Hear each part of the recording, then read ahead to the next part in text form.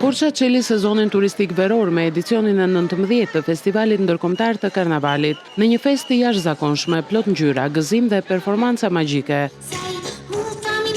Grupe nga Greqia, Rumania, Serbia, Polonia, Arbëreshët dhe mbi 25 grupe nga Korça sollën një super energji, kreativitet dhe performanca mbreslënse, duke kthyer çdo cep të qytetit në një skenë të hapur feste. Unë jam në rolin e një shqiponje, siç mund ta shihni, me krahët e mëdhenj, me maskën me pupla dhe me kthetrat.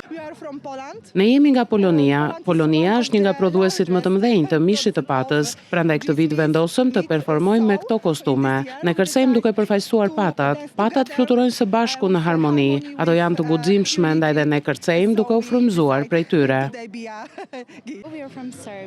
Përshëndetje, ne jemi nga Serbia, po paraqesim një zog pasi mendojmë se njerëzit mund të fluturojnë. Njerëzit janë të mrekullueshëm dhe plot shkëlqim, ndaj përmes kësaj paraqitjeje tregojmë njerëzit që fluturojnë dhe që mund të shprehin emocionet e tyre.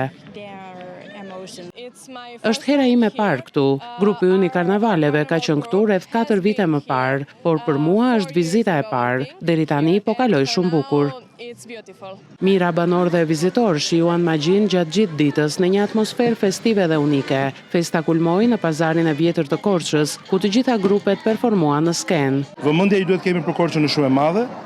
Dhe po punojmë shumë që të kemi jo vetëm aktivitete, jo vetëm një promovim sa më të mirë, dhe këtu bashkia është natyrisht kampione, po që të kemi gjithmonë më shumë edhe një turizëm të organizuar. Shpresoj shumë dhe besoj që do të jetë një sezon turistik i mbar, ku gjithë rajoni Korçës dhe qyteti Korçës padyshim do të mbajmë vizitorët vendas, por do të tërheqim shumë më tepër vizitorë të huaj që vinë në Shqipëri.